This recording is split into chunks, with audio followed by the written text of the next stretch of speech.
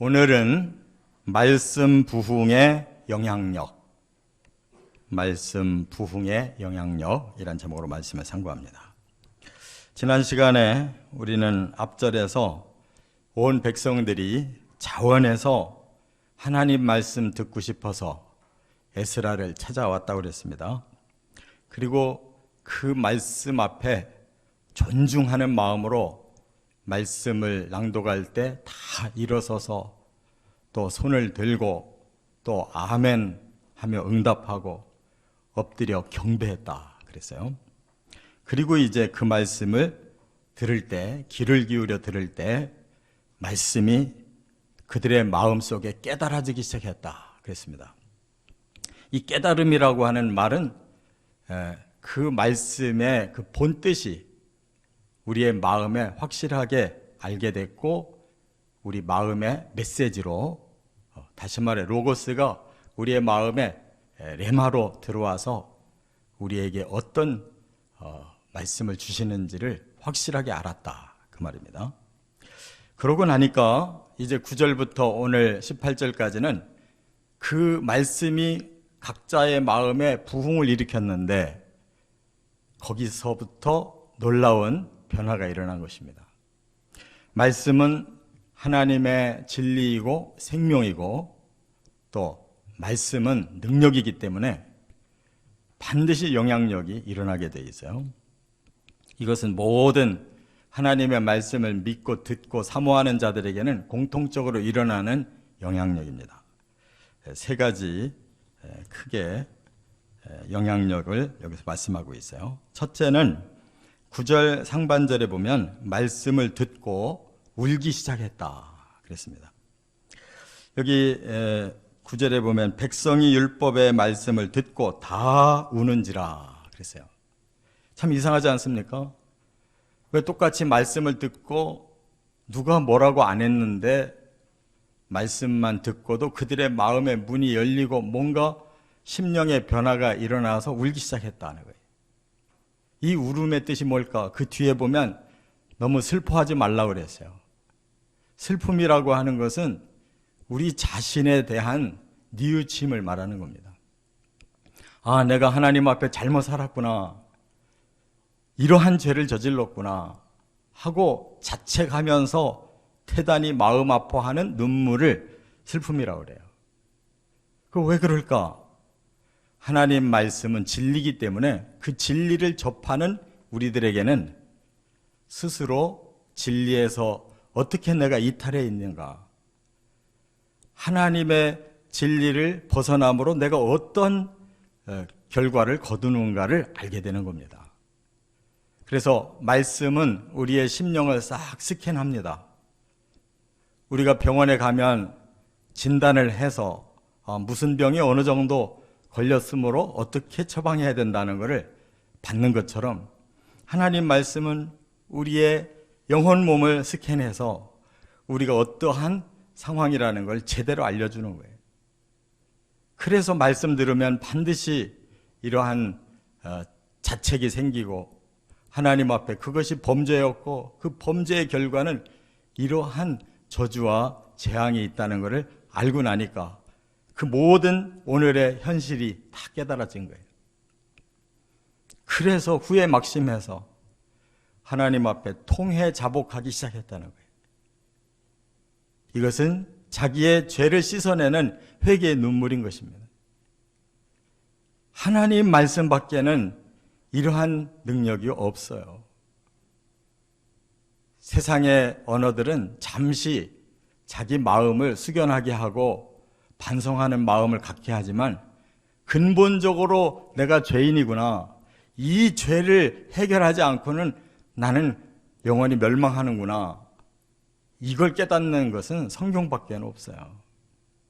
하나님만이 의가 무엇이고 불의가 무엇이며 선이 무엇이고 악이 무엇이며 거룩이 무엇이고 부정한 게 무엇인가를 정확하게 알려주시기 때문에 하나님 말씀 앞에 설 때 우리의 영이 진정으로 거듭나는 역사가, 회개할 때 용서받고 다시 구원으로 변화된다는 거 믿으시기 바랍니다.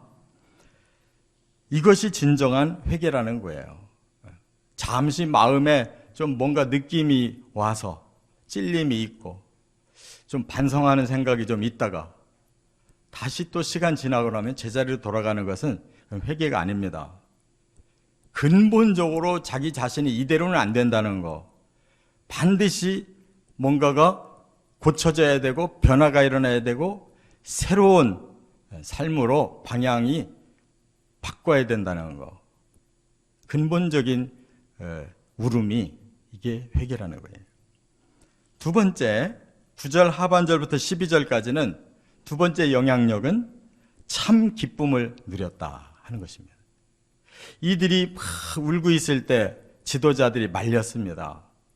이 말은 회개하지 말라는 뜻이 아니에요. 울지 말라는 뜻이 아니에요. 그들이 계속 울고 있으니까 이제 절제하라는 겁니다. 왜? 그날은 성일이에요. 여호와의 날, 여호와의 안식일이었어요. 그렇기 때문에 우리가 하나님께 회개도 하지만 하나님이 우리 죄를 용서해 주시고 우리에게 새로운 은혜를 주신다는 것을 우리가 알기 때문에 이제는 하나님 앞에서 그 안식을 누리자는 거예요. 그렇지 않습니까? 계속 울고 회개만 하고 있으면 안 되잖아요. 그래서 하나님이 그 다음 회개하는 자에게는 용서해 주신다는 거, 다시 은혜를 주신다는 거, 그 하나님의 안식으로 우리를 불러주신다는 것을 깨달아야 돼요. 그래서 지도자들이 이제 거룩한 성일, 하나님 안에서 우리가 즐거움을 나누자.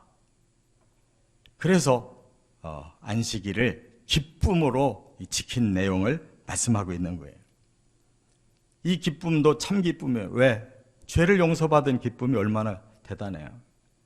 저주가 다시 축복으로 바뀌는 기쁨, 멸망에서 구원으로 바뀌는 기쁨이 얼마나 위대하냐고. 안식의 날이라는 건 그냥 그 날짜를 지키는 게 안식이 아니에요. 그 구원의 은혜와 평강과 기쁨과 축복을 누려야 그게 안식이에요. 할렐루야. 그래서 우리가 주일을 지킬 때에도 주일날이기 때문에 지키는 게 큰 의미가 있는 게 아니고 주일날 바로 그 모든 하나님의 그 용서하심과 긍휼하심과 사랑하심과 축복하심과 끝없이 베푸시는 은혜에 우리의 마음이 기쁘고 즐거워야 그게 주일을 제대로 지킨 거예요. 여기 바로 그와 같이 이 기쁨을 서로 나누라고 그랬어요. 그래서 기쁨은 음식까지도 지금 나누고 있는 걸 볼 수가 있어요. 너희들이 준비해온 것을 정말 하나님 앞에 감사하면서 기뻐하면서 나눠 먹어라 그랬어요. 이것이 말하자면 교회 안에서 이루어지는 참된 코이노니아. 그렇잖아요? 이 기쁨을 서로 나누는 거예요. 하나님 안에서 나누는 거예요. 또 하나 여기 10절에는 뭐라고 그랬어요? 여호와로 인하여 기뻐하라 그랬어요. 사람끼리만 기쁜 게 아니죠. 진정한 기쁨은 하나님 앞에 고백하는 거예요. 하나님이 이렇게 저희들의 죄를 용서해 주시고 또 다시 은혜를 주셔서 이렇게 하나님의 백성으로 이렇게 안식을 누리고 이렇게 축복해 주시니 너무너무 기쁩니다. 감사합니다. 그것을 여기에 여호와로 인하여 기뻐하라 이렇게 말씀했고, 그 기쁨은 신령한 힘이라고 그랬어요. 우리가 잠깐 뭐 좋은 일이 생겨서 막 기뻐하고 펄쩍거리는 것이 아니고, 여기서는 하나님 안에서 우러나는 기쁨에 하나님이 주시는 기쁨, 그것은 곧 힘이라고 그랬어요. 신령한 힘, 우리의 마음속 깊은 곳으로부터 올라오는 신령한 영적 파워가 생기는 거예요. 할렐루야. 세 번째, 그리고 13절부터 18절까지 보면 가장 성대한 초막절을 지켰다 그랬어요. 그들이 또 에스라를 찾아와서 이제 우리가 그 다음에 해야 될 일, 하나님 앞에 이렇게 말씀을 깨닫고 회개하고 다시 구원받고 하나님의 은혜를 이렇게 받게 하신 이 기쁨을 그 다음에 우리는 어떻게 하나님 앞에 행하면 좋을까? 이제 하나님을 위해서 뭔가 하고 싶은 거예요. 당연하죠. 회개하고 구원의 기쁨을 누린 자들은 하나님 앞에 가만히 못 있어요. 하나님을 위해서 뭔가가 하고 싶은 거예요. 그래서 에스라가 초막절을 말씀한 거예요. 지금은 7월이다. 이제 15일부터 한 주간은 초막절로 지키라고 하나님이 명령하셨는데 우리가 바로 그 시점이 지금 왔다. 그 다음 할 일은 바로 초막절 지키는 거예요. 그러니까 7월 1일 나팔절에 모였어요.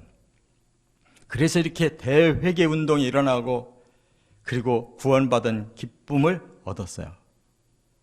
그리고 7월 10일이 대속죄일이에요. 그래서 이 뒤에 또 진짜 속죄를 제대로 또 한 번 진행해요. 그리고 15일은 어떻게 해요? 바로 초막절을 지키는 거예요. 이 초막절은 뭐냐? 하나님께서 애굽에 종살이 하던 자들을 그들의 생명을 살려서 끌어내시고 광야에서 그렇게 고난의 세월을 살았지만 40년 동안 참아주시고 끝까지 그들을 구원해서 가나안 땅을 주셨어요.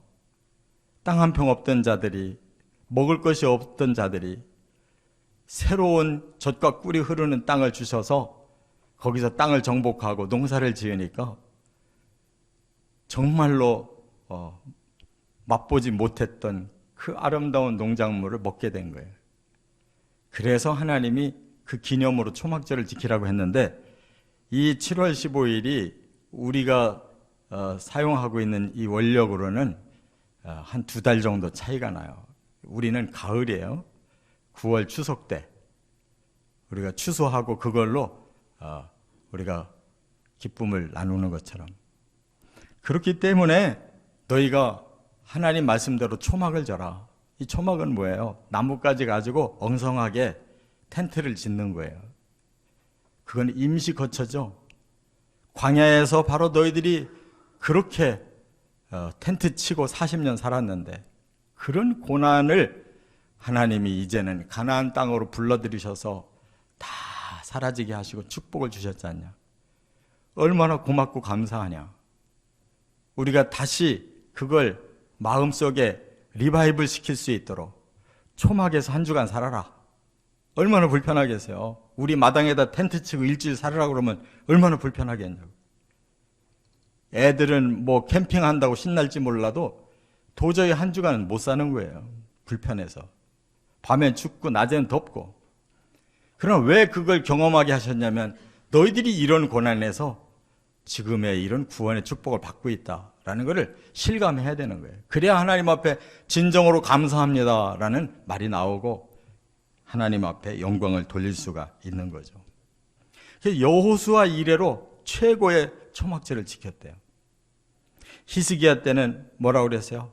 최고의 유월절을 지켰다고 그랬는데 여기서는 초막절의 개혁이 일어난 거예요.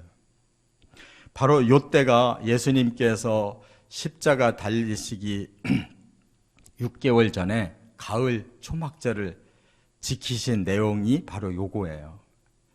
그래서 한 주간 동안 날마다 성회를 하고 말씀을 낭독하고 그리고 8째 날 다시 모여서 마지막 큰 성회를 여는 거예요. 그때 예수님이 사람들에게 선포하신 거예요. 누구든지 목마른 자는 다 내게로 와서 마시라. 그리하면 너희 배에서 생수의 강이 흐를 것이다. 바로 너희들에게 진정한 그 갈급함을 해결하는 성령을 부어주어 내가 너희들을 다 구원하겠다. 그 말씀을 요한복음 7장에서 하셨잖아요. 이 초막절이 얼마나 중요한 것인가를 바로 예수님을 통해서도 우리가 깨달을 수가 있어요. 하나님 앞에 진정으로 돌아와서 우리가 거듭나고 하나님의 은혜를 사모하면 이제는 성령까지 부어주신다는 거예요. 할렐루야! 이게 진짜 신앙생활인 거예요. 이때부터가. 성령과 동행하는 삶이 그때부터 진정으로 승리롭고 축복된 삶을 사는 거예요. 이 모든 변화가 어디서 나왔어요? 말씀에서 나왔다 이거예요. 말씀이 내 영을 부흥시키니까 거기서 진정한 회개도 일어나고, 거기서 진정한 구원의 기쁨도 얻고, 거기서 진정한 하나님께 감사와 영광을 돌리고, 또 하나님이 함께 해주시는 축복을 누리게 되었다는 거예요. 이게 신앙생활의 중요한 틀이에요. 말씀을 통하여 이러한 삶이 펼쳐져 나가시기를 주의 이름으로 축원합니다.